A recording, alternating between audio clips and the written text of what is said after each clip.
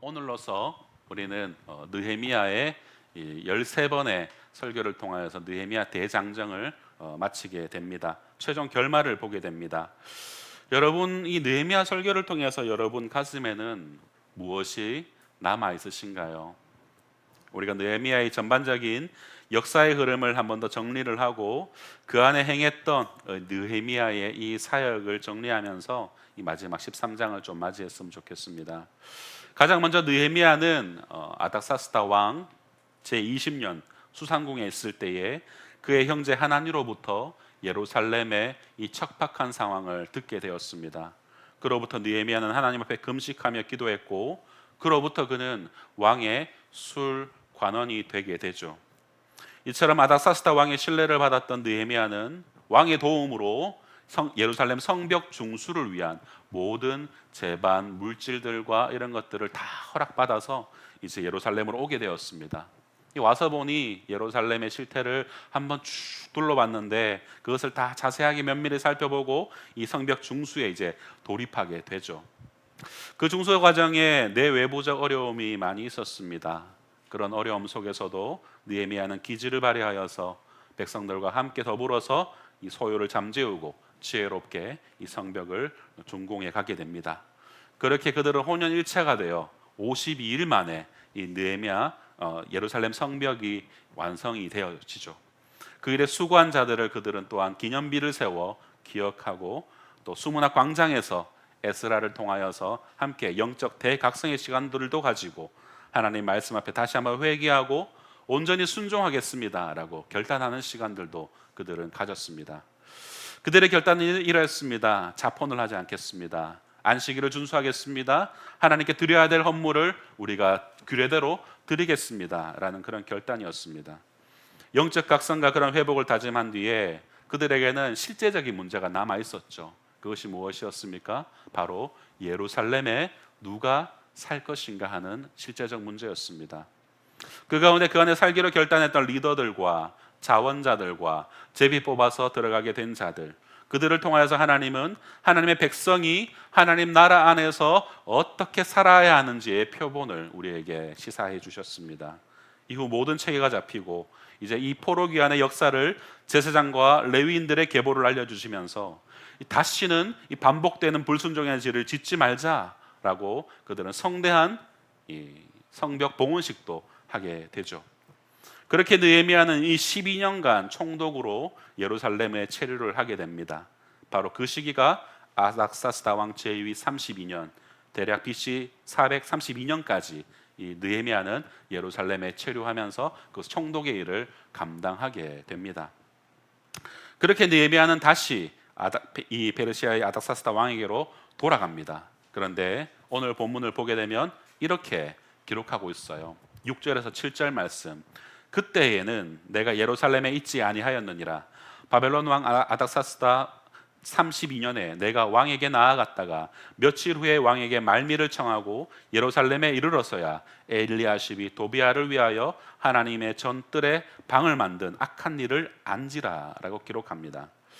여기서 그때는 이 대제사장 엘리야십이 유대 혼혈인이었던 암몬인이었던 도비아에게 성전의 큰 방 하나를 내어주게 된 일을 알게 되었을 때라는 것을 의미하죠. 그런데 여기서 중요하지 않다고 넘어가면은 사실 아무런 문제가 될 것이 없지만 중요하다면 한없이 중요한 문제가 하나 걸리는데 그것은 바로 이 대제사장 엘리야십의 타락의 시점이라는 거예요. 이 맥락에서는 보이지 않는, 알 수 없는 엘리야십의 타락의 시점. 그래서 다시 6절을 보니까 이 일의 시점이 아닥사스다 왕에게 돌아갔다가 며칠 후라는 우리말이 우리에게 굉장히 어지럽게 합니다. 돌아가자마자 며칠 후에 이렇게 왔다는 말인가? 라고 이해할 수 있게 되죠. 오해를 할 수 있게 됩니다. 그래서 이 문장을 독해를 해보게 되면은 느헤미야가 왕에게로 돌아가고 며칠 후에 바로 다시 예루살렘으로 돌아갔다 가기로 말미를 청한 것으로 이해가 될 수 있는데 여러분 근데 상식적으로 생각해 보게 되면 느헤미야가 12년이라는 시간 동안 아닥사스다 왕을 곁을 떠나서 예루살렘에 자리매김하고 예루살렘의 그 정치, 경제, 종교, 사회 이 모든 분야에 있어서 안정이 된 이후에 이 아닥사스다 왕에게로 돌아왔단 말이에요. 그런데 며칠 후에 다시 왕에게 예루살렘으로 가야겠다라고 말미를 청한다는 것 자체가 여러분 우리가 상식적으로 이해하기가 어렵지 않습니까? 그리고 나서 왜냐하면 앞선 12장까지 이 느헤미야의 개혁이 너무나도 순차적으로 완벽하게 진행됐던 것을 우리는 보았기 때문이에요. 그런데 바로 며칠 후에 엘리야십이 타락했다고 해서 돌아간다는 것이 좀 납득이 안 되는 것이죠. 그러고 나서 13장 4절에서 뭔가 반전이 일어납니다. 바로 제사장 엘리야십과 암몬 사람 도비아의 어떤 이 성전 공간을 거래한 내통이 드러난 것이죠. 그런데 이 내통을 알게 된 시점이 오늘 본문 6절 바로 그때라는 것입니다. 이 시점을 우리가 밝혀내게 되면은 우리에게 시사하는 바를 알 수 있게 되는 것인데, 여기서 이제 빨간 글로 표시되었던 이 며칠 후라는 것의 의미를 조금 해석을 해볼 필요가 있겠습니다. 영어 성경을 보게 되면은 NIV 버전에서는 sometime later, 얼마 후, 잠시 후라는 이 표현을 사용했고, 킹 제임스 버전에서는 after certain days라고 적혀 있습니다. 어느 날 이후라는 것을 사용합니다. 아무래도 여러분 이 킹 제임스 버전은 가장 많은 히브리 헬러 사본을 조사하여 만들어진 버전이기 때문에 이제 가장 이 원어에 가까운 직역을 해놓은 성경이라고 할 수가 있어요. 그래서 히브리 원어를 보더라도 야밈이라고 하여서 어느 특정한 날 이것으로 해석이 됩니다. 그래서 이 느헤미야가 수상궁으로 돌아온 시점과 다시 예루살렘으로 2차 파견을 간 사건, 곧 엘리야십의 타락을 알게 된 시점 사이에 어느 정도의 시간적 공간이 있다라는 것을 알 수 있죠. 여기서 학자들이 일치하는 의견이 보통 이 중간 기간을 2년에서 8년 정도다. 최대로는 8년까지 볼 수 있다라고 이야기를 합니다. 그래서 맥시멈 8년은 이 페르시아 아닥사스다 왕의 다음 왕인 아하수에로 2세 제위 시점인 424년이기 때문에 432년에서 8년의 간극을 생각해 볼 수 있다라는 것이죠. 자, 그렇다면 이러한 시점이 뭐가 그리 중요한가라고 우리가 질문을 할 수 있겠죠. 여러분 이 말입니다. 느헤미야가 이제 12년간의 1차 파견 총독 업무를 다 마치고 수상궁으로 복귀를 했습니다. 이때 예루살렘은 하나님 앞에 완전한 순종을 결단했고 이방인 무리를 이스라엘 백성들 가운데서 모두 분리해낼 만큼 아주 순결한 그런 상태였습니다. 정리하자면 느헤미야가 총독으로 봉직하던 12년간 은혜를 엄청 받았다라는 거예요. 그런데 그 은혜 충만한 시간들이 그 시간이 최대 8년의 시간을 넘기지 못했다라는 겁니다. 12년간 느헤미야가 녹봉을 받지 않으면서 뼈 빠지게 노력하고 개혁을 했는데 수상궁으로 돌아왔는데 맥시멈 최대 8년이 채 지나지 못한 그때 어느 날 엘리야십과 이 도비야가 내통하여서 성전을 더럽힌 그 사실을 알게 되었다라는 거예요. 그렇게 2차 파견으로 다시 예루살렘으로 느헤미야는 돌아왔고, 그토록 훌륭했던 이 개혁 운동이 더 이상 이 예루살렘에서 진전되지 않고 오히려 퇴보하고 있는 이 예루살렘의 현실을 그는 마주하게 된 것입니다. 과거에 엄숙하게 약속했던 그 서약들이 백성들 안에서 잊혀지고 있었던 것입니다. 사랑하는 성도 여러분, 이것이 우리에게 무엇을 말해주나요? 바로 인간의 죄악된 본성, 그것이 우리에게 보여준다는 겁니다. 한여름 잡초처럼 자라듯이 우리 심령 안에 있는 이 타락의 본성은 정말로 끈질깁니다. 찰거머리 같고 진드기 같은 것이 바로 우리 죄악의 본성입니다. 잠시라도 한눈 팔고 마음이 다른 데 가면 언제 그랬냐는 듯이 불쑥 튀어올라와서 우리의 영적인 눈을 가리고 하나님이 원하시는 그 관역을 향한 삶을 빗나가게 하는 죄악된 삶을 살게 하더라라는 거예요. 그러므로 하나님의 백성은 항상 개혁의 정신을 고수해야 됩니다. 성도 여러분, 혹시 과수원에서 전지라는 것을 해보셨습니까? 전지라는 말을 처음 들어보시는 분도 있을지도 모르겠어요. 우리 친구들 중에서도. 보통 포도나 사과, 이 배와 같이 열 맺히는 한 가지에 주렁주렁 몇 나무씩 맺히는 그런 과실들은 이 전지를 하지 않게 되면은 이 가지를 통하여서 열매들이 양분을 다 뺏어 먹으니까 크기가 커지지 않죠. 그래서 이 사이즈를 만들어서 상품화하기 위해서 이제 뭐 불필요한, 딱 봤을 때 처음 열매를 맺히는 걸 봤을 때에 씨알이 좀 작고 좀 더디다 싶은 것들을 잘라줍니다. 잘라주면 그리로 가야 될 양분들이 하나에 몰입되게 되고, 그냥 그 이제 상품 열매는 크게 열매 맺혀지고 큰 상품성을 얻게 된다라는 것이죠. 가지들을 과감하게 잘라내는 작업, 그것을 전지라고 합니다. 이렇듯 하나님이 기뻐하시는 최고의 열매를 맺기 위해서 여러분, 오늘도 우리는 끊임없이 자신의 삶 가운데 이 가지를 내려고 하는 이 죄악적 요소들을 전지를 해야 된다라는 거예요. 이 전지하는 작업이 뭐다? 바로 개혁이다라는 겁니다. 우리 교단이 추구하는 신앙의 가치가 여러분 바로 개혁주의입니다. 날마다 우리의 삶을 말씀으로 개혁하는 삶. 매일 주어지는 말씀으로 오늘을 개혁하는 것. 나의 삶이 말씀과 반하고 있다는 것을 알게 되었을 때에 그 자리에서 돌이켜서 말씀대로 사는 것을 추구하는 것. 여러분, 이것이 바로 우리 개혁주의의 취지입니다. 끊임없이 영적 양분을 뺏어가는 죄악의 가지들을 전지하실 수 있는 그런 저와 여러분이 되시기를 주님의 이름으로 축복합니다. 오늘 보면 23장의 제2차 파견 가운데 다시금 외치는 이 느헤미야의 외침 소리를 듣고 우리의 삶에서 전지해야 할 것들을 우리가 개혁하기로 결단하는 그런 귀한 시간이 되기를 소망합니다. 느헤미야의 첫 번째 외침이 무엇인가? 그것은 바로 신앙의 기초를 개혁하라라는 것이었습니다. 이 신앙의 기초를 개혁함에 있어서 가장 급선무가 무엇이었을까요? 바로 말씀에 대한 순종이었습니다. 오늘 본문 말씀 1절에서 3절이 이 말씀에 대한 순종으로 이방인 축출에 대한 이야기를 하고 있습니다. 1절을 보십시오. 그날 모세의 책을 낭독하여 백성에게 들렸는데 그 책에 기록하기를 암몬 사람과 모압 사람은 영원히 하나님의 총회에 들어오지 못하리라고 말합니다. 본문 1절의 이 그날은 예루살렘의 낙성식의 날이나 혹은 느헤미야가 2차 파견을 온 첫 번째 날로 이해하는 두 가지 견해가 있습니다. 뭐 견해는 있을 수 있죠. 그런데 이 날이 그날이다라고 확정은 지을 수가 없어요. 그것보다 더 중요한 것은 말씀이 선포되었고 그 말씀대로 실천되어졌다라는 거예요. 모세의 말씀에 따라 공동체가 개혁을 이뤄냈다라는 거예요. 여기서 낭독된 모세의 책의 내용이 바로 신명기 23장 3절에서 5절 말씀입니다. 제가 읽어드리겠습니다.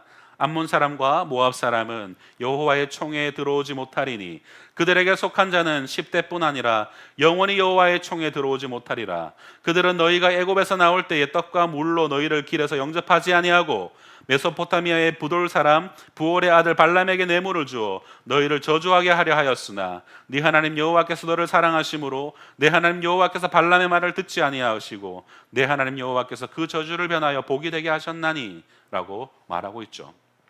모세 시대의 암몬과 모압의 행패를 보게 되면은 여러분, 이 이방인들은 이스라엘의 광야 생활 가운데 이스라엘을 대접하지 않았다. 그리고 도리어 발람을 통하여서 이스라엘 백성들을 저주하려 했다라고 말하고 있습니다. 그래서 이 지금 시점에 이스라엘 이 백성들 안에 섞여 있는 암몬 사람과 모압 사람을 축출하라는 것입니다. 성도 여러분, 개혁의 힘과 동기가 무엇으로부터 주어집니까? 모세의 율법, 바로 말씀으로부터 주어지고 그 말씀대로 순종하겠다라는 것에서 시작하는 것을 보여주고 있습니다. 여러분, 활자로된 말씀을 통해서 내재화된 자극을 우리는 받아야 됩니다. 여러분, 이러한 원리는 비단 우리가 보는 이 성경 말씀만이 아니에요.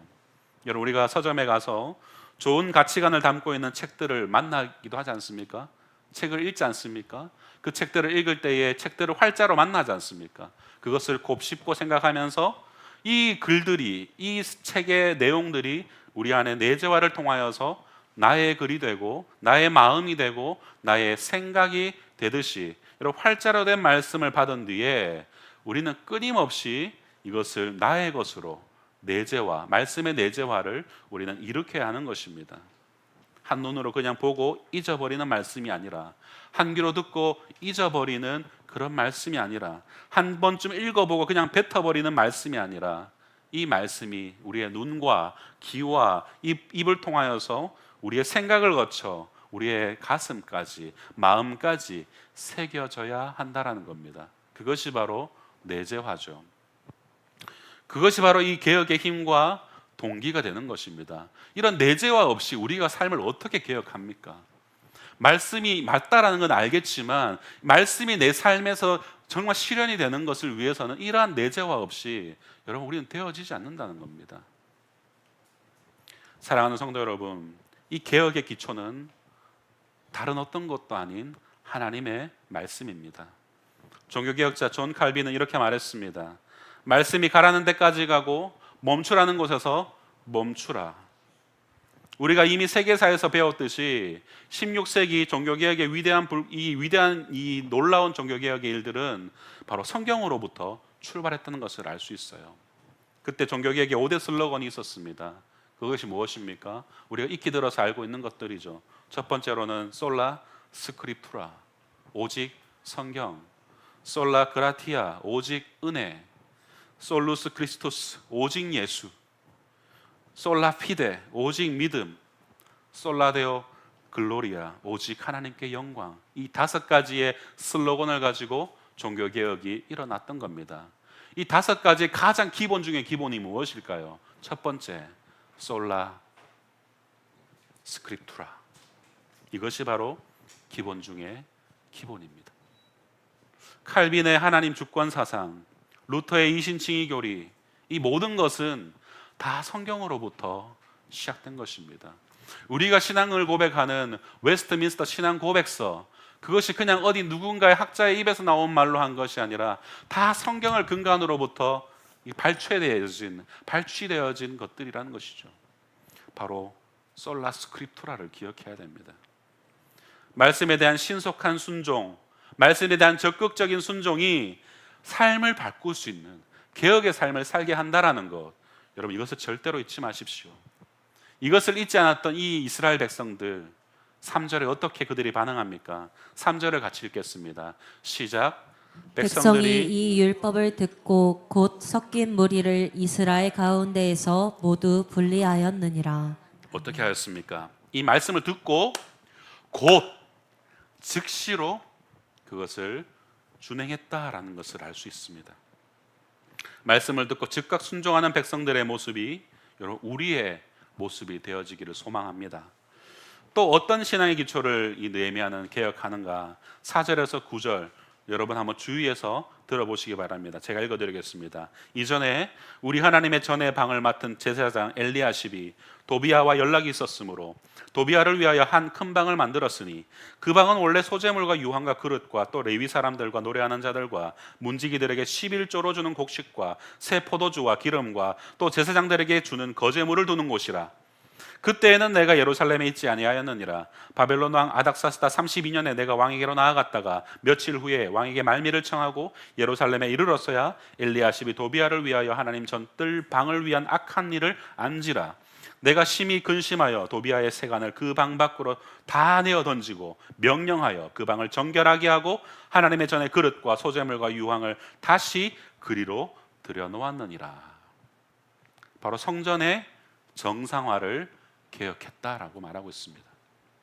상황을 봅시다. 대제사장 엘리야십에 대한 이 도비아의 영향력으로 극단적인 성전 모독 행위 사태가 일어난 것입니다. 원래 성전 재료와 제사장과 레위인을 비롯한 성전 일꾼들을 위한 물품 저장소를 도비아의 개인 창고로 만들어 버렸다는 겁니다. 한마디로 자기 놀이터가 되어 버렸다는 거예요. 도비아의. 이에 대해서 느헤미야가 알게 된 후에 어떻게 합니까? 엘리야십의 악행을 지적하면서 과감하게 변혁을 합니다. 도비아의 세간을 다 내어 던지고 정결하게 한 뒤에 원래 있던 성전 물품을 다 들여놓죠. 여러분 이쯤에서 우리가 도비아가 어떤 인물인지 한번 좀 살펴보면 좋겠습니다. 느헤미야 전반부에 이 도비아는 두어 차례 이제 언급이 됩니다.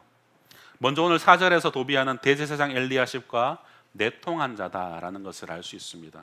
그리고 그는 처음 성벽 중수 때 계속해서 회방을 놓던 3인방 산발락과 도비아와 겟셈이었죠. 이 늘 괴롭혔던 3인방.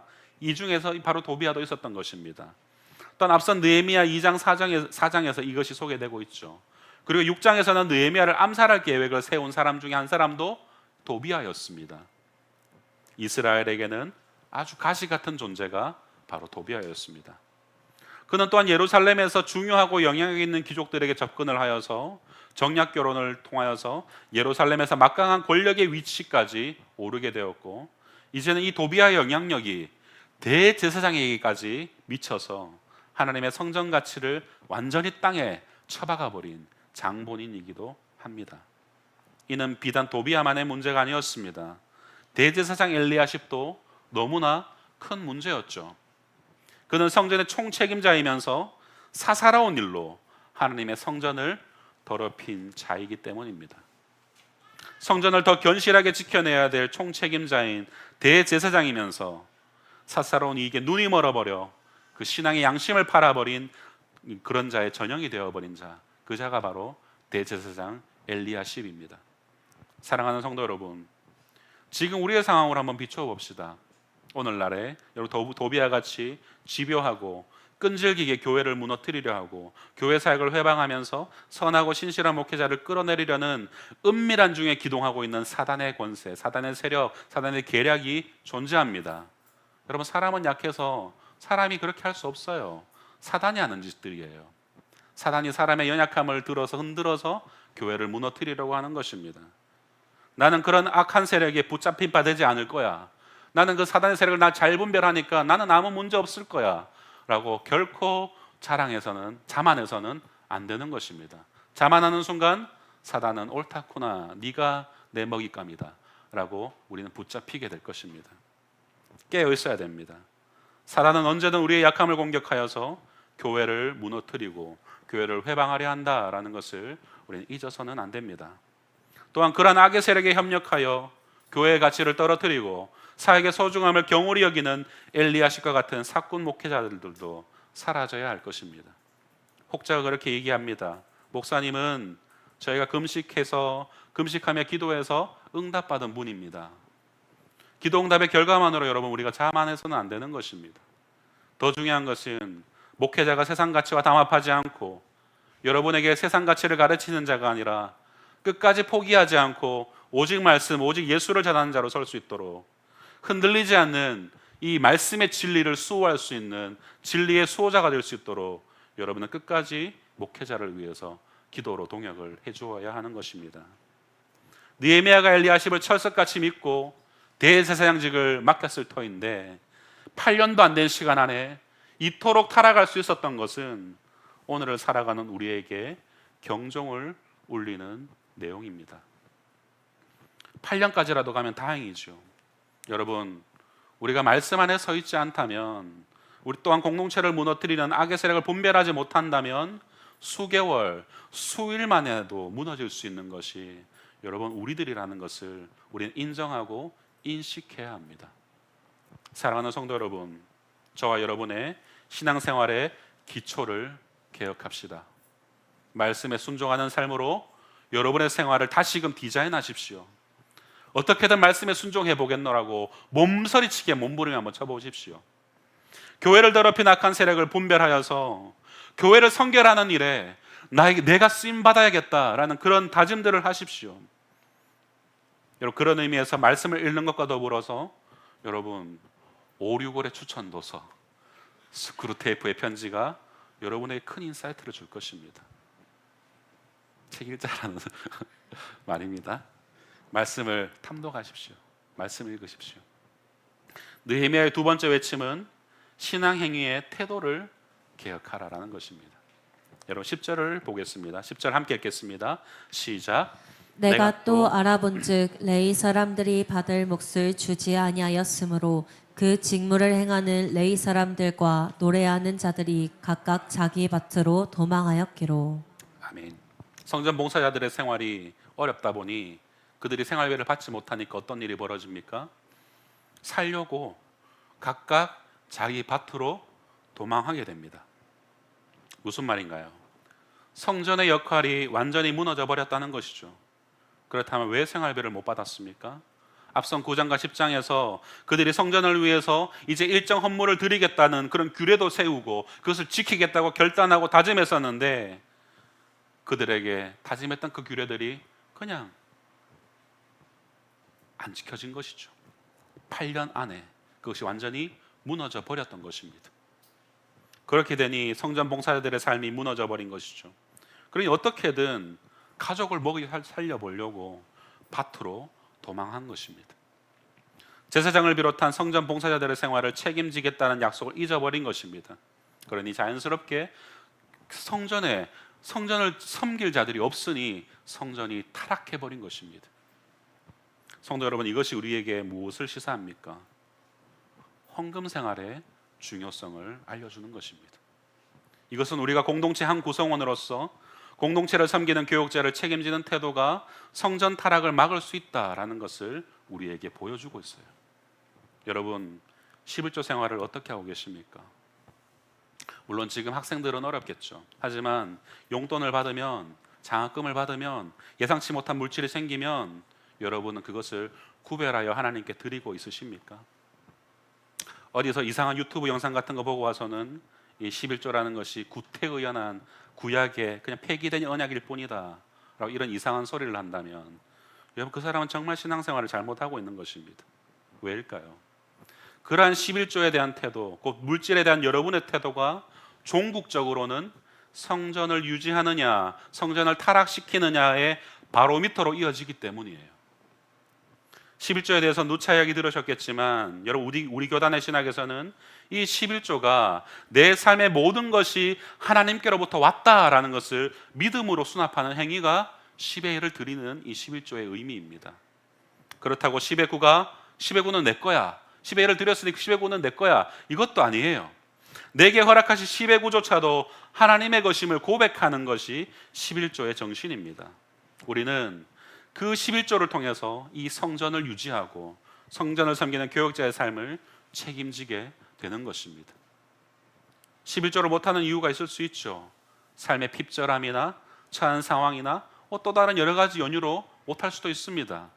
하지만 여러분 스스로가 결정한 신앙적인 어떤 태도라면, 태도에서 근거한 것이라면 여러분의 신앙 고백을 한번 점검하셔야 됩니다. 여러분, 지금 우리 교회 11조의 핵심이라면 사회적으로 가장 정점에 있는 40대에서 50대의 장년들일 겁니다. 여러분들이 20대, 30대 때에 8, 90년대죠. 그때 무시카리만큼 11조 생활을 강조하지 않았습니까? 어쩌면 복받기 위해서 그렇게 철저히 했을지도 모릅니다. 말라기에서 말하고 있듯이 철저한 11조는 철저한 복으로 대갚아지기 때문이라고 우리는 늘 들어왔습니다. 말라기 3장 10절, 만군의 여호와가 이르노라, 너희의 온전한 11조를 창고에 들여 나의 집에 양식이 있게 하고 그것으로 나를 시험하여 내가 하늘문을 열고 너희에게 복을 쌓을 것이 없도록 붙지 아니하나 보라 라고 말하는 이 말씀을 우리 너무 많이 들어왔어요. 목회자는 그렇게 성도의 불어나는 11조를 통하여서 그들의 형편의 나아짐을 보게 되고 그것을 통하여서 하나님께 감사하고 그들의 삶을 축복하는 거예요. 그들의 11조의 무너짐을 통해서 이분이 무언가 시험에 들고 있구나, 병들어가고 있구나라는 것을 확인하고 그들의 신앙의 회복을 위해서 권면하고 기도하고 지도할 수 있게 되는 것입니다. 그러므로 11조는 단순히 교회의 10분의 1을 드리는 행위에만 머무는 것이 아니라 성도의 신앙의 고백이요, 교육자들의 삶을 지탱하는 힘이요, 다음 세대를 세워가는 에너지요, 성도들의 영적 상태를 바라보는 척도가 되는 것. 그럼 그것이 바로 11조가 가지고 있는 의미입니다. 11조는 성도의 신앙생활에서 결코 가볍게 다뤄서는 안 되고 성도들의 복된 삶과 직접적으로 연결되는 신앙생활의 근본이라는 것을 여러분 기억하셨으면 좋겠습니다. 다시 본문을 봅시다. 느헤미야는 그렇게 살기 위해 밭으로 도망한 레위인을 다시 성전에 섬기는 자리로 돌아오게 하고 우두머리들을 꾸짖어 이들이 다시금 레위인들을 위한 생필품과 11조를 그 곳간에 드리라고 명령합니다. 11절에서 12절 말씀 같이 읽겠습니다. 시작. 내가 모든 민장들을 꾸짖어 이르기를 하나님의 전이 어찌하여 버림바 되었느냐 하고 곧 레위 사람을 불러 모아 다시 제자리에 세웠더니 이에 온 유다가 곡식과 새 포도주와 기름의 11조를 가져다가 곳간에 드림으로. 그리고 나서 이 일을 충직하게 할 만한 제사장과 레위인 한 명씩을 세워서 11조와 헌물을 접수하고 관리하고 분배하는 일을 맡게 합니다. 바로 그것이 바로 우리로 말하면은 재정위원들을 세웠다라는 것이죠. 그렇게 근본적으로 이 성전의 기능을 원상복구시킵니다. 그런 뒤에 14절에서 느헤미야는 기도하죠. 내 하나님이여, 이 일로 말미암아 나를 기억하옵소서. 내 하나님의 전과 그 모든 직무를 위하여 내가 행한 이 선한 일을 도말하지 마옵소서. 한마디로 이런 말 아니겠어요? 하나님, 저 잘했죠? 하나님, 제가 다시 성전을 회복시켰습니다. 성전 기능을 회복시켰습니다. 하나님, 제가 한 거 잊으시면 안 돼요. 저 정말 성전을 원상복구시키기 위해서 이렇게 노력했습니다. 잊지 말아 주십시오 라고 기도한 것입니다. 그리고 느헤미야는 이어서 15절부터 22절까지 이 11조에 이어서 이 안식일 준수에 대한 태도에 대해서 다시금 세워갑니다. 우리 앞선 10장에서 이미 안식일 준수에 대한 큰 결단과 다짐을 우리는 볼 수 있었습니다. 그런데 8년도 채 한다는 이 시간 안에 안식일의 본질이 어떻게 됐습니까? 완전히 훼손이 되어버린 겁니다. 안식일의 상행위가 번성해버린 거예요. 예루살렘 안에서. 여러분, 안식일에 상행위를 한다는 것은 안식일을 거룩하게 지킬 수 없게 만든 겁니다. 그렇게 바로 성도의 세속화를 부추겼다라는 겁니다. 특별히 이 일이 누구로부터 온 것이냐? 바로 두로 사람들로 인하여서 변질되었습니다. 성도 여러분, 이스라엘 백성들의 이 안식일에 대한 태도의 근간을 흔들었던 것 중에 하나가 바로 이 두로 사람들입니다. 두로 사람. 두로라는 지역은 지중해 동부 연안의 해안 도시예요. 그곳에서는 기본적으로 풍부한 해양 자원을 가지고 있었고, 당시 이 두로 지역은 엄청난 교역 도시였기 때문에 각종 보화나 어떤 광석이나 진귀한 물품들, 옷감과 같은 이런 물품들을 구할 수 있는 곳이 바로 이 두로였습니다. 그곳 사람들이 이제 이 예루살렘이 사람이 많이 모여 산다는 것을 알게 되었잖아요. 세월이 지나면서. 그런데 그곳으로 교역하러 올라오는 거예요. 자신들의 가지고 있는 그런 물품들을 예루살렘으로 올라와서 팔기 시작한 것입니다. 16절에서 17절 말씀. 또 두로 사람이 예루살렘에 살며 물고기와 각양 물건을 가져다가 안식일에 예루살렘에서도 유다 자손에게 팔기로, 내가 유다의 모든 귀인들을 꾸짖어 그들에게 이르기를 너희가 어찌 이 악을 행하여 안식일을 범하느냐. 장사를 왜 합니까, 여러분? 재물 때문이죠. 만몬입니다. 이러한 교역이 다 나쁜 것은 아니죠. 안식일 했다는 것이 중요한 것이었어요. 재물에 눈이 멀어버려서 이 안식일까지 어겨가면서 두로 사람들을 예루살렘 성 안으로 끌어들였다라는 겁니다. 이러한 만몬주의는 신앙의 근본을 흔들어댑니다. 재물만을 추구하는 삶, 천하 만물의 주인 되신 하나님을 잊어버리고 재물에 마음이 빼앗겨버린 삶, 이것을 총농지라는 우리 안에 두로인, 그것들이 여전히 우리 안에 있다라는 거예요. 여러분, 이러한 두로인을 우리는 경계해야 됩니다. 두로적 삶을 포기할 수 있어야 됩니다. 주일 성수를 하지 못하도록 하는 숱한 영적 이간질을 여러분, 우리는 경계할 수 있어야 됩니다. 주일날 장사해도 별일 없던데? 대목 놓치면 안 되잖아. 지금이 대목인데. 물 들어왔을 때 노져야지. 이 정도는 하나님이 다 봐주신다 라는 말들로 우리는 이 안식일의 거룩함을 훼손할 때가 있더라는 겁니다. 이러한 사단의 영적 이간질은 여러분, 말씀 앞에 깨어있지 않으면 누구라도 넘어질 수 있는 부분입니다. 사랑하는 성도 여러분, 여러분에게 이러한 영적 이간질이 얼마나 자주 찾아옵니까? 완전히 주일 성수의 삶이 자리 잡힌 사람에게는 어쩌면 아무런 문제가 아닐지도 몰라요. 하지만 여전히 영적 성장과 과도기에 있는 성도들에게 이러한 이간질이 수도 없이 찾아온다는 거예요.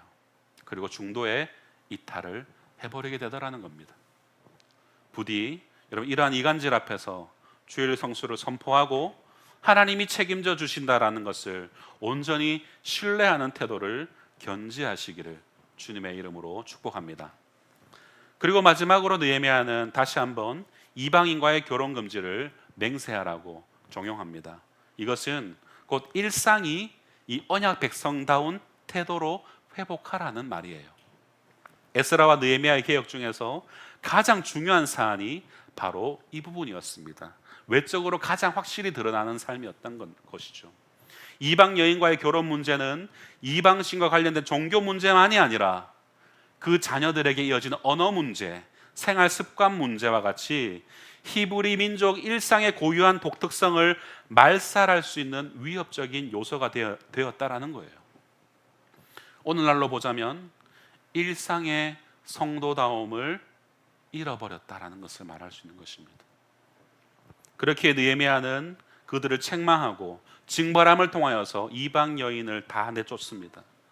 단순히 지금의 문제만이 아니라 이미 솔로몬 시대에 1000명의 후궁을 통하여서 나라가 무너졌던 사례를 26절에서 언급하고 지금의 대제사장 엘리야십 계열의 자손 중에 이러한 일이 있었던 사례를 28절에서 제시하면서 우리가 정신 차려야 되지 않겠느냐라고 이방 여인들을 다 내쫓아서 그들의 하나님 백성의 정체성을 다시금 회복시켜 갔습니다.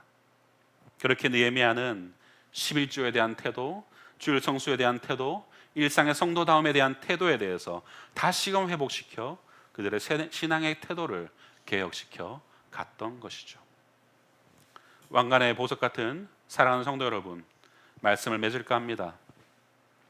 느헤미야가 1차로 파견되어서 12년간 은혜롭게 사역을 하고 그리고 돌아온 지 불과 2년에서 그 8년 사이에 그 채 되지 않는 그 시간 가운데에 너무 빨리 예루살렘은 다시금 타락해 버려졌습니다.